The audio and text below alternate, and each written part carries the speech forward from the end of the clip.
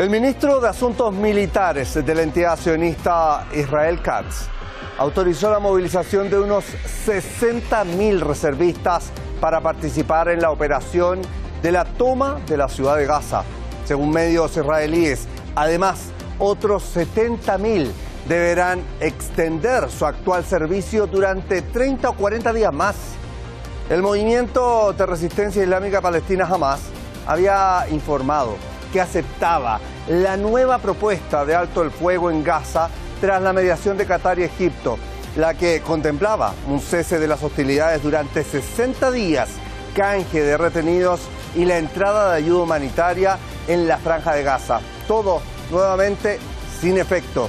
De producirse la toma, se forzará un nuevo desplazamiento. Alrededor de 1 millón de palestinos vive actualmente en Ciudad de Gaza o en las condiciones que sea, y el inicio y punto de vista hacia el sur del enclave sería la única alternativa. Soy Osvaldo Canales, esto es Detrás de la Razón.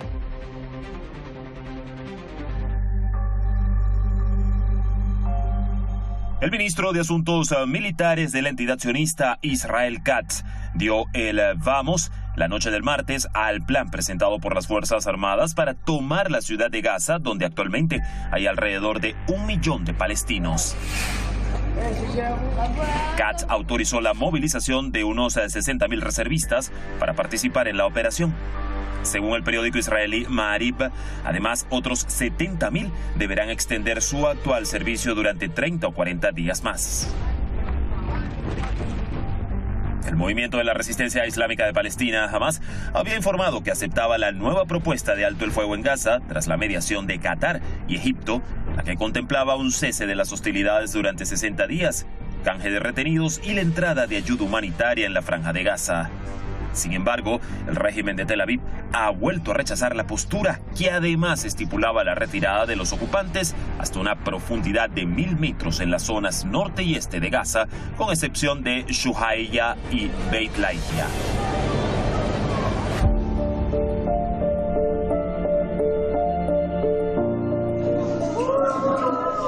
La situación agudiza mientras la comunidad internacional denuncia los hechos, pero no se logra frenar los planes del régimen de Benjamin Netanyahu. Más de 1.800 palestinos han muerto en Gaza mientras intentaban obtener ayuda humanitaria desde el lanzamiento de la organización privada Fundación Humanitaria de Gaza, respaldada por Estados Unidos e Israel. Desde el 27 de mayo hasta el 17 de agosto hemos documentado la muerte de 1.857 palestinos mientras buscaban alimentos, incluyendo 1.021 en las inmediaciones de los emplazamientos de la Fundación Humanitaria de Gaza y 836 en las rutas de los camiones de suministro. La mayoría de estos asesinatos parecen haber sido cometidos por el ejército israelí. El ejército de ocupación israelí ha asesinado a al menos a 58 palestinos y ha herido a unos 185 civiles palestinos en las recientes 24 horas en la franja de Gaza, informó el Ministerio de Sanidad. Durante la madrugada de este miércoles, el ejército israelí atacó fuertemente la ciudad de Gaza. 2 menores de edad perdieron la vida. Alrededor de las 2:30 de la madrugada oímos un temblor y una gran explosión. Salimos corriendo con todos los vecinos. Encontramos la casa de Firas al-Masri y el jeque Ali al-Masri en escombros, y 2 cohetes la alcanzaron. Todos abandonaron la casa. Tienen un niño y una niña mártires y una mujer en estado crítico. Nos sorprendió un ataque aéreo israelí que impactó alrededor de 3 pisos, seguramente sin culpa alguna de los habitantes. La mayoría de las víctimas eran niños. Un niño de unos 10 años fue martirizado y también hay una niña de 1 año. En los últimos 22 meses asciende a 62.122 palestinos asesinados y unos 156.758 heridos. Por otra parte, la defensa civil afirmó que todavía hay muchos cuerpos bajo los escombros. Y si la comunidad internacional decide mantener su silencio cómplice, al igual que las últimas 7 décadas, la situación se agravaría aún más. Bien, una información que obviamente pone agua a un tema que esperaba ver la luz y que tiene que ver con el alto al fuego. El día de ayer nosotros hablábamos de la posibilidad de conseguir un alto al fuego, de lograr esta tregua que estaba propuesta por 60 días en un principio. Bueno, hoy día tenemos otro contexto. Vamos con nuestros entrevistados del día de hoy. Ahí lo tenemos, a Daniel Novato, analista internacional con estudios en Historia y Geografía en la Universidad UNED.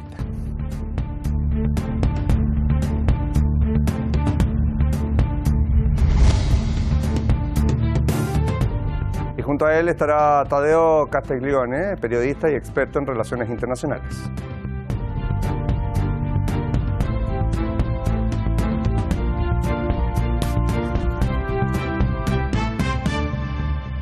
Bien, los saludamos directamente, ya los tenemos acá en nuestro wall. Desde Madrid, Daniel, gusto de establecer este contacto. ¿Cómo estás tú? Osvaldo, un placer estar contigo y con mi acompañante y la audiencia de Hispan TV. Bien, y nos vamos de hecho para saludar a Tadeo allí en Argentina, en Plotier. Gusto, Tadeo, de establecer este contacto. Muy buenas tardes, Osvaldo, como siempre un placer y bueno, compartir análisis conjunto con ustedes. Bien, y comencemos esto que no sé si decir toma por sorpresa, porque ya a estas alturas no es que estemos curados de espanto, como se dice, cada día resulta peor las decisiones que pueda tomar o dejar de tomar el régimen de Israel. Daniel, jamás había aceptado la postura de los mediadores de Egipto y de Qatar para alcanzar este alto al fuego, pero Tel Aviv lo ha vuelto a rechazar. Con una respuesta aún peor, que es a eso a lo que yo me refería al principio. El ministro de Asuntos Militares de la entidad sionista, estoy hablando de Israel Katz, dio este vamos a la toma de la ciudad de Gaza que se había anunciado el 8 de agosto pasado por el gabinete, pero ahora ya se habla de movilizar 60.000 reservistas. ¿Qué se espera ahora, de hecho, al ser esta una de las zonas más pobladas en la franja de Gaza, Daniel? Bueno, en primer lugar decir que la resistencia palestina no se va a mover ni un milímetro de los altos el fuego acordados con el régimen israelí y rotos por el régimen israelí. Son altos el fuego que incluyen una retirada completa del ejército israelí de la franja de Gaza, la entrada masiva de ayuda humanitaria, de mobile homes, de tiendas de campaña con plazos. Y en uno de esos plazos futuro también la entrada de camiones con material de reconstrucción, etc. No cabe a estas alturas ya ningún elemento para, digamos, la claudicación o la firma de la capitulación por parte de... Es decir, los propios palestinos están tan sumamente... ya no quieren ni desplazarse dentro del gueto, del campo de exterminio y dicen que incluso prefieren morir en los escombros en los que están ahora mismo o la tienda de campaña que están ahora mismo ante un posible asalto israelí que desplazarse con sus pobres pertenencias ya de un lado a otro. Daniel, de forma de hecho, sádica, ¿no? Sí, te interrumpo bien breve para añadir otro tema, y es que Ciudad de Gaza en un principio tenía alrededor de 750.000 palestinos allí, pero con la primera fase y el desplazamiento del norte, aquí se concentra más de un millón de personas, la mitad de la población de Gaza que está allí en esta ciudad. Correcto.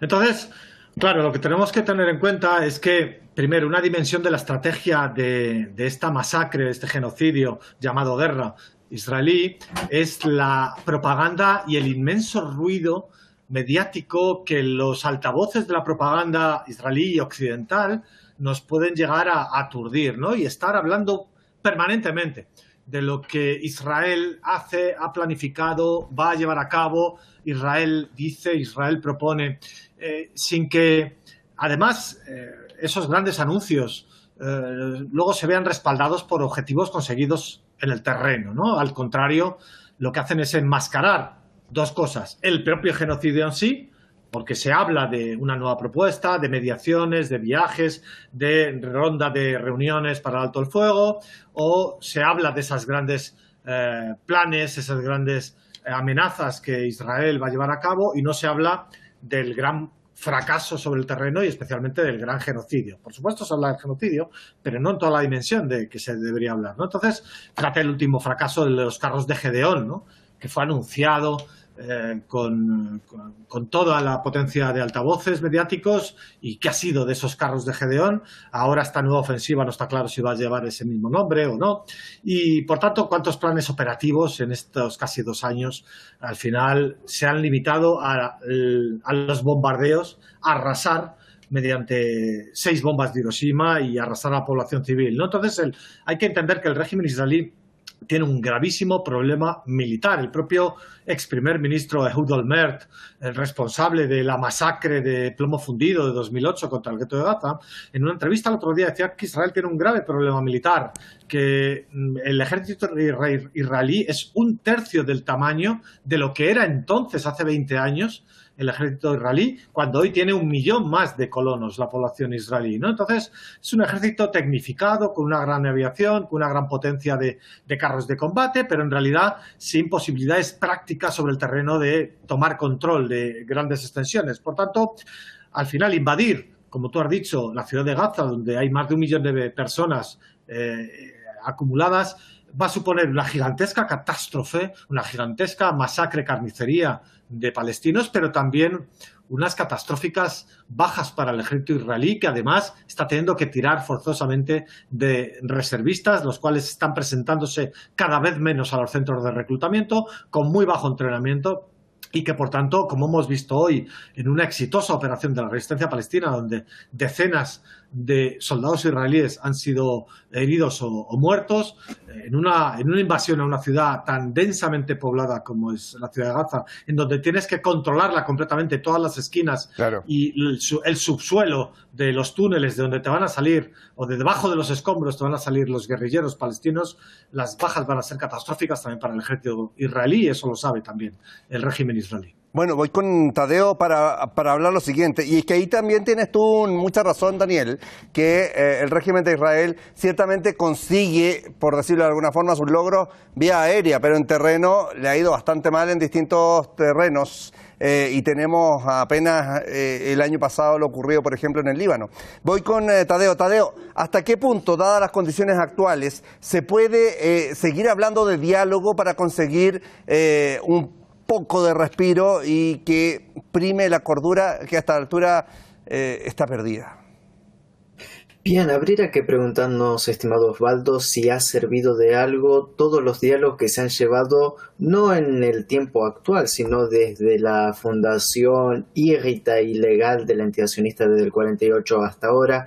Cuántos acuerdos, cuántas mediaciones, cuántas cumbres internacionales por la paz se han realizado, cuántos documentos se han firmado y cuántas violaciones a esos documentos se han llevado de manera reiterativas. Seguir negociando con la entidad demuestra primero que nada es la política que tiene la entidad sionista de mantener las negociaciones, de mantener un supuesto diálogo con tal de maquillar su imagen a nivel internacional, lavarse las manos, decir que ellos no son responsables de la guerra, que no son responsables de sus propios hechos criminales, sino que buscan, vamos a decir, distorsionar la realidad. Ellos, todos trajeados, se demuestran como los democráticos, la única supuesta democracia en todo Asia Occidental, y a lo demás presentarlos como bárbaros. Pero cuando vamos a la realidad vemos quiénes son los que sabotean verdaderamente la paz y los que están a favor de la guerra. Lo que acabamos de ver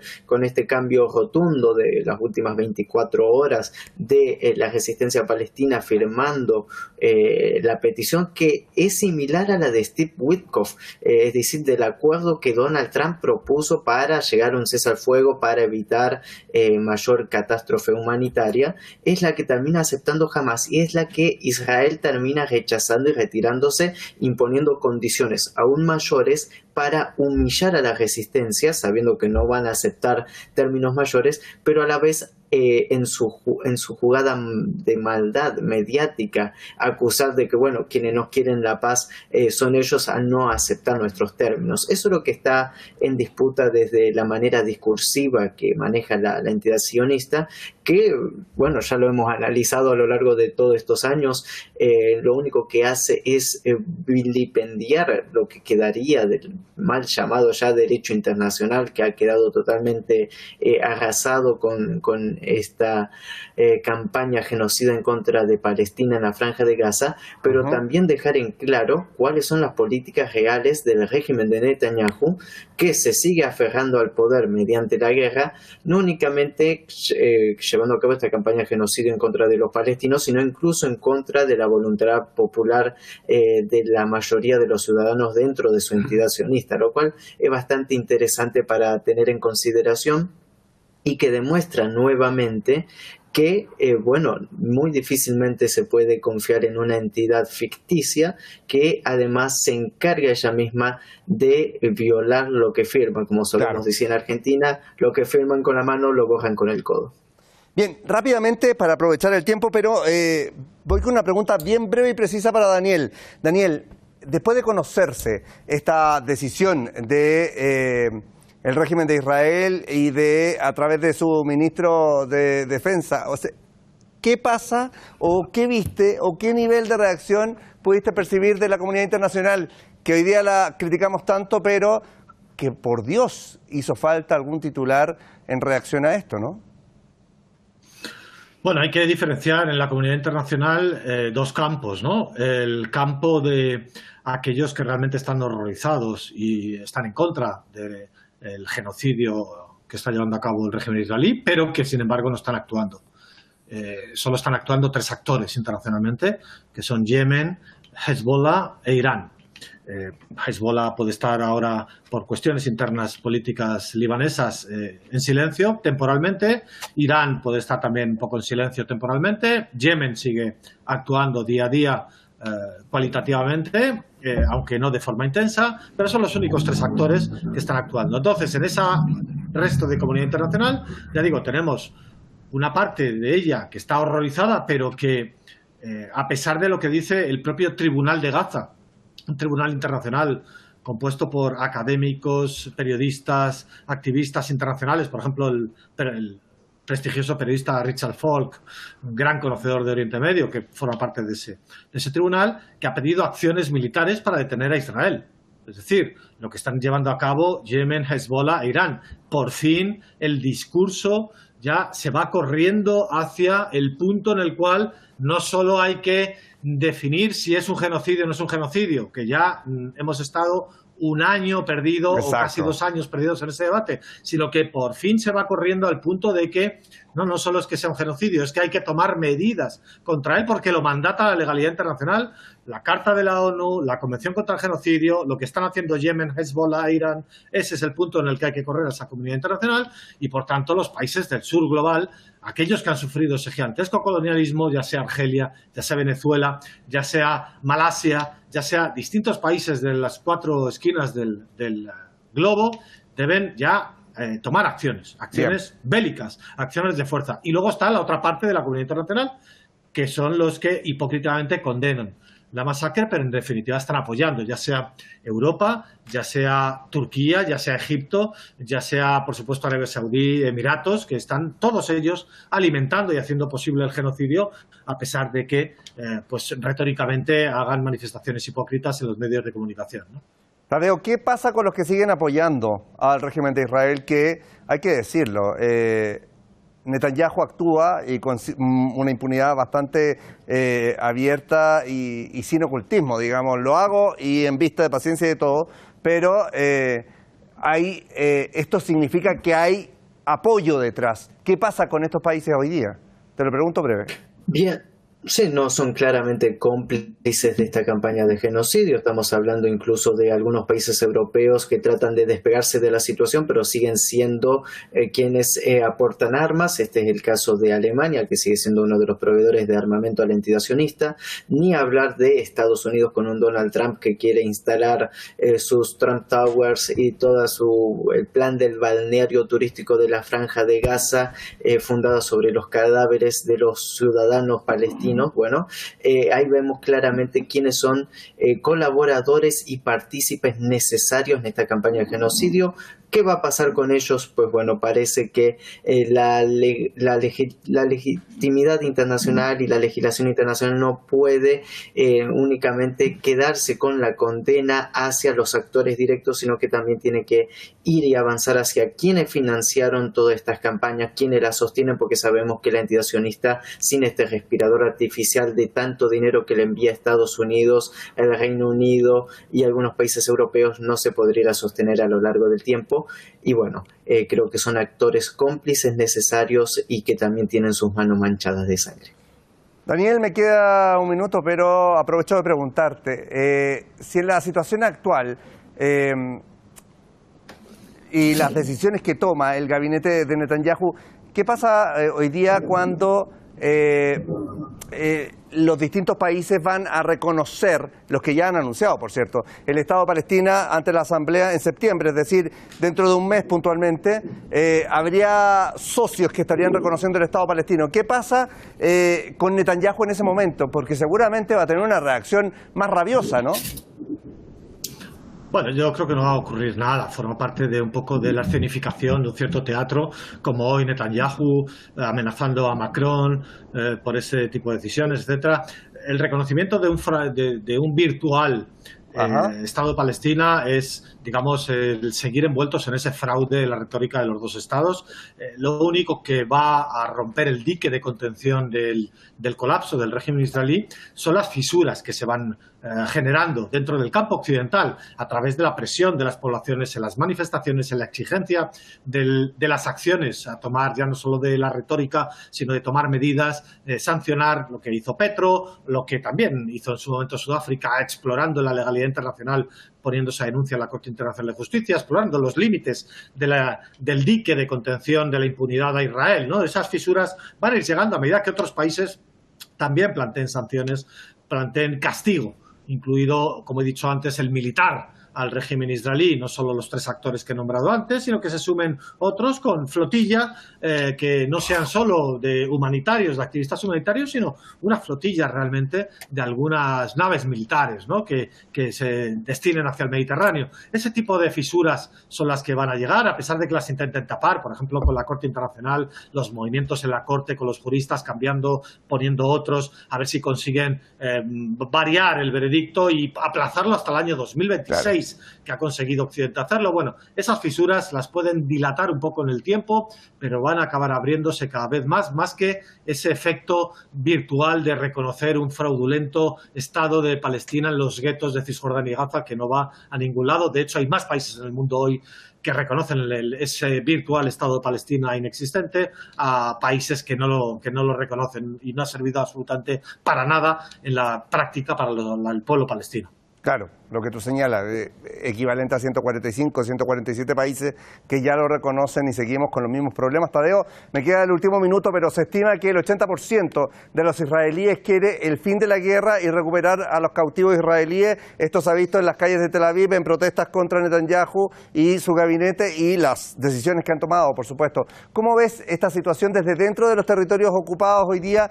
¿Tienen la suficiente presión? Porque también no hay que olvidar que lo que empuja a los israelíes a protestar es la no recuperación de los cautivos, pero no precisamente, y no hay que ser ciegos, el tema de defender a la Franja de Gaza y los palestinos como tal. Eso también hay que tenerlo en cuenta.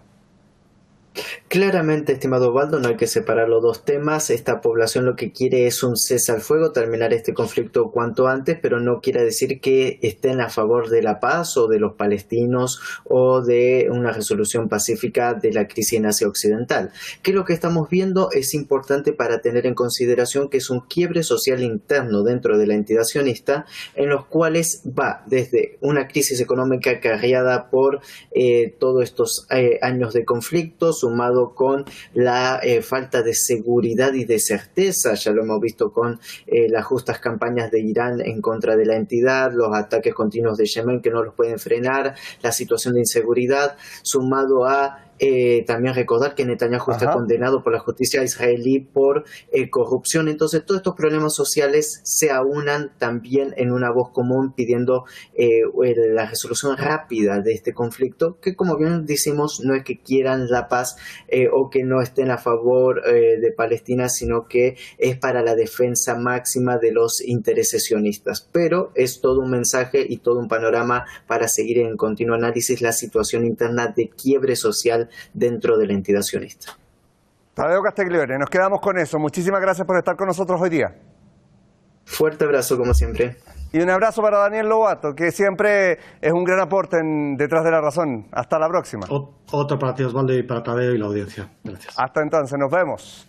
Y lo decía Daniel Lobato, el hecho de que haya una ocupación de la ciudad de Gaza no es precisamente algo que vaya a ocurrir tan fácil. Y es que el régimen de Israel y sus ejércitos en general no son tan ávidos en terreno, no conocen, digamos, todo lo que deberían para llegar y ocupar la ciudad de Gaza. Bueno, eso lo vamos a ir viendo en los próximos días. Por ahora, muchísimas gracias por acompañarnos. Nos vemos mañana aquí, en Detrás de la Razón.